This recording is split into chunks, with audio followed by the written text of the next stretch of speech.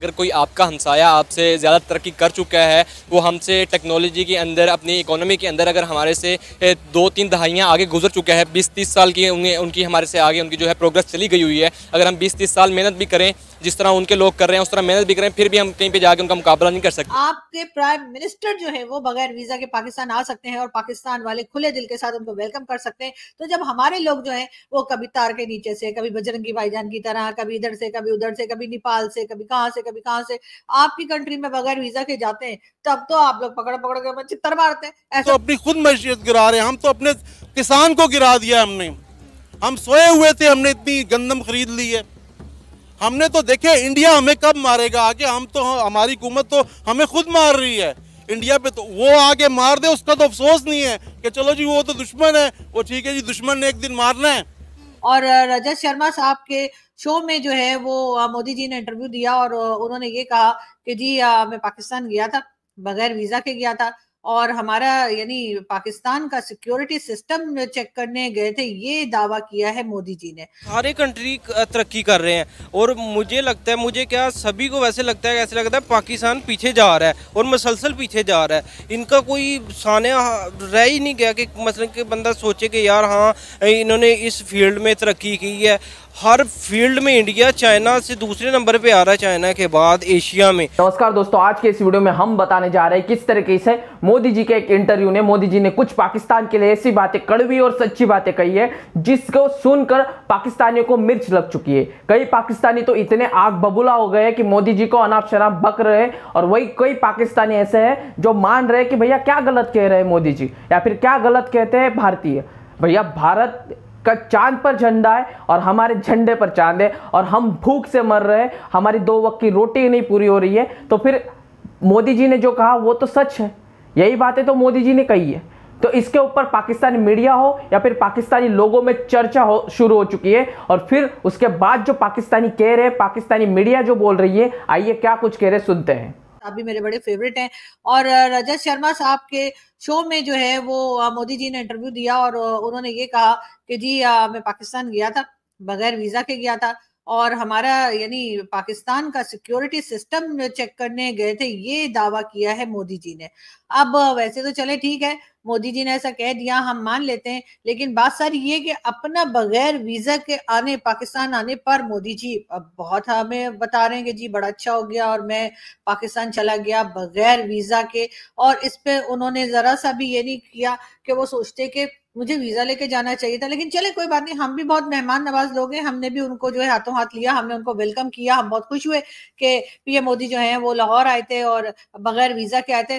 तो मोदी जी, जब हमारे यहाँ के लोग आपके यहाँ जाते हैं बगैर वीजा के, कभी कोई कश्मीर से निकल जाता है, कभी नॉन स्टेट एक्टर होते हैं, कभी स्टेट एक्टर होते हैं, और कभी वो क्या नाम था उनका, वो जो 4 बच्चे लेके गई हैं, हाँ, मुझे उनका नाम याद नहीं आ रहा, लेकिन खैर जब वो गई थी तब तो आपने बड़ी बड़ी बातें बनाई आपके लोगों ने। आपका मीडिया धड़ उसके पास शोज करता चला जा रहा था, एक के बाद एक। हाँ, सीमा दर, तब तो आप लोगों ने बड़ा शोर मचाया था। भाई अगर आपके प्राइम मिनिस्टर जो है वो बगैर वीजा के पाकिस्तान आ सकते हैं और पाकिस्तान वाले खुले दिल के साथ उनको वेलकम कर सकते हैं, तो जब हमारे लोग जो है वो कभी तार के नीचे से, कभी बजरंगी भाईजान की तरह, कभी इधर से, कभी उधर से, कभी नेपाल से, कभी कहाँ से आपकी कंट्री में बगैर वीजा के जाते हैं, तब तो आप लोग पकड़ पकड़ के चित्तर मारते हैं। ऐसा तो नहीं होना चाहिए। तो भाई एक ही तरीका रखिए, या तो सब लोग वीजा लेकर आए या फिर सब लोगों को परमिशन दीजिए कि वो वीजा के बगैर आ सकते हैं। और अगर कोई आ जाए, वैसे तो हमारे लोग बड़े काबिल है, वीजा लेकर ही जाते हैं, लेकिन अगर कोई बगैर वीजा के चला जाए, कभी कभी होता है, इंसान सोचते चलो ऐसे ही चक्कर मार के आ जाते हैं, हमने कौन सा कोई वहां पे जाके रह जाना है, तो फिर वो बगैर वीजा के भी आ जाते हैं। आपको मालूम है ना, जो नॉन स्टेट एक्टर्स होते हैं वो तारों के नीचे से जाते हैं, कश्मीर में निकल आते हैं ना, तो उनके पास से आपको कभी पाकिस्तानी करेंसी मिलती है, कभी कुछ मिलता है। तो उन लोगों को मैं कह रही हूँ कि उनको भी आने दीजिए फिर बगैर वीजा के। उस पर इतने आप लोग शोर मचाते हैं और पाकिस्तान को बुरा भला कहते हैं, जो कि मेरे ख्याल से कोई अच्छी बात लेकर एक बहुत बड़ी स्टेटमेंट दी है। उन्होंने कहा है कि जो नया इंडिया उभर कर सामने आ रहा है वो बड़ा खतरनाक है। उन्होंने कहा कि इंडिया पाकिस्तान समेत कई ममालिक में टारगेट किलिंग करवा रहा है। क्या कहना चाहेंगे आप उनके इस बयान पर? देखिए, बयानिया उनका एक बहुत ही रिडिकुलस टाइप का मैं समझूंगा एक बयानिया है। अगर कोई आपका हमसाया आपसे ज़्यादा तरक्की कर चुका है, वो हमसे टेक्नोलॉजी के अंदर, अपनी इकोनॉमी के अंदर अगर हमारे से 2-3 दहाइयाँ आगे गुजर चुका है, 20-30 साल की उनकी हमारे से आगे उनकी जो है प्रोग्रेस चली गई हुई है। अगर हम 20-30 साल मेहनत भी करें, जिस तरह उनके लोग कर रहे हैं उस तरह मेहनत भी करें, फिर भी हम कहीं पे जाके उनका मुकाबला नहीं कर सकते। लेकिन एक बात उनकी ठीक भी है कि टारगेट किलिंग के हवाले से कि वो भी हर नेशन के अंदर होता है। ये नहीं है कि नेशन के अंदर कोई खूबी, सिर्फ खूबियाँ हो, उनके अंदर कोई गलत चीज़ें ना हो, गलत उनके अंदर रवैये ना हो, वो हर जगह पर पाए जाते हैं। कुछ जो होते हैं इंतशार पसंद लोग, वो हर जगह में पाए जाते हैं, हमारे पाकिस्तान में भी, इंडिया में भी। लेकिन बहरहाल एक एप्रिसिएशन बनती है, एक अच्छी कौम होने के नाते आपका ये बनता है कि आप अपने उनके साथ, अगर वो आपसे आगे निकल चुका है, खतरनाक आप उनको क्यों कह रहे हैं? वो आप पे हमला तो नहीं कर रहे, ठीक है? अगर आप वो हमला नहीं कर रहे तो वो खतरनाक नहीं है।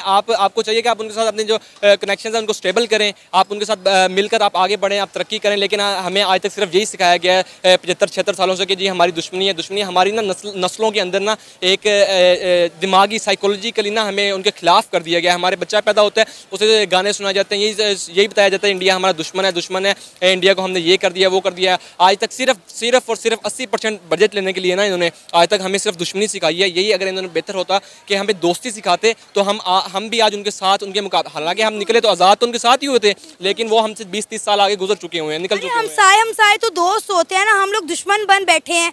हमने खुद साख्ता जो है इंडिया के साथ दुश्मनी पाली हुई है। भाई हमारे अदारे तो इतने अब कमजोर हो गए हैं कि हम 70-75 सालों में कच्चे को नहीं संभाल सके। तो हम अब अगर इंडिया अगर हमारे पे कोई अटैक कर भी रहा है तो भाई वो ताकतवर है, ताकतवर का तो फिर हाथ नहीं रोका जा सकता ना, ठीक है? अगर वो कर भी रहा है तो हम क्या कर सकते? फिर हमारे इदारे सोए हुए हैं, किस की तनख्वाहें खा रहे हैं? 75 सालों से 80% बजट हमारा जो उड़ा रहे हैं, तो ये बातें करने के लिए उड़ा रहे हैं कि जी हम वहाँ पे जाके करारदादें पेश कर रहे हैं कि जी इंडिया अटैक कर रहा है, इंडिया फलान कर रहा है। अच्छा, मुझे ये बताएं, पूरी दुनिया ये कह रही है कि हमारा हमसाया मुल्क भारत जो है वो बड़ी तरक्की कर रहा है, चांद पर जा रहा है, और हम ये कह रहे हैं कि नया इंडिया जो उभर कर सामने आ रहा है वो बड़ा डेंजरस है।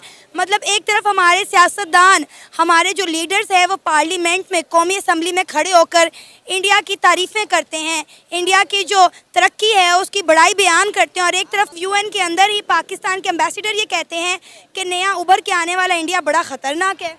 देखिए, हमारा ये पूरी कौम का मसला है, पाकिस्तानी पूरी नेशन का मसला है कि हम दोगलेपन हैं। मुंह पे कुछ होते हैं, आपके मुंह पे अभी मैं और बातें कर रहा हूँ, आपके पीछे मैं और बातें करता हूँ, ठीक है?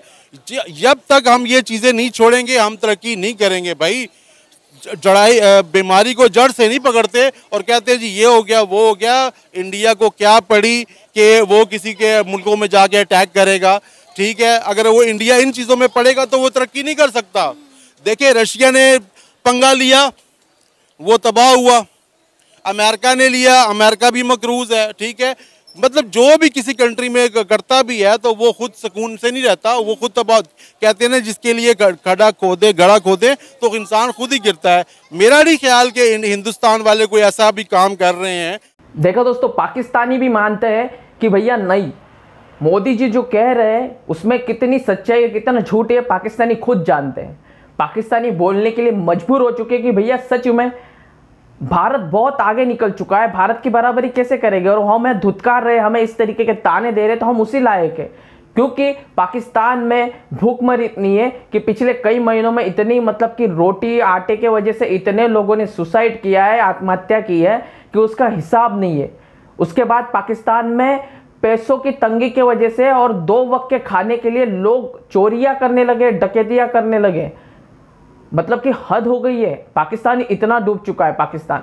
उसके बाद पाकिस्तानी, फिर भी कुछ पाकिस्तानी है जो जाहिल अनपढ़ कि ये कहते हुए नजर आते हैं कि भैया हम तो खुशहाल है, मतलब 100 में से 1-2 लोग खुश है तो इनको लगता है कि वो पूरा पाकिस्तान हो गया।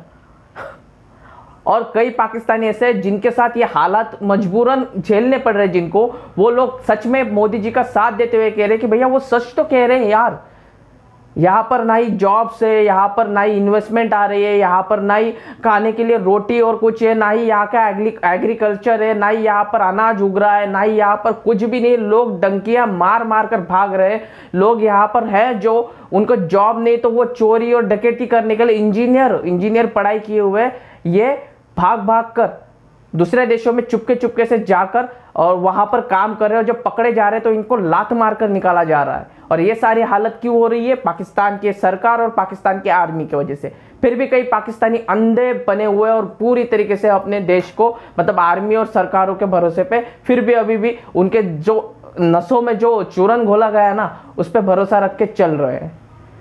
खैर दोस्तों, पाकिस्तानी मीडिया और पाकिस्तानी लोग इस विषय के बारे में मोदी जी के जो मतलब कि बयान दिए इन पाकिस्तानियों के बारे में, उस पर क्या कुछ बोले आपने सुना, और आपको जो कुछ कहना है इनकी बातें सुनकर कमेंट सेक्शन में भर के जरूर जाइएगा। वीडियो को लाइक करें, चैनल को सब्सक्राइब कर दीजिए। मिलते हैं इंटरेस्टिंग नेक्स्ट वीडियो में, तब तक के लिए जय हिंद।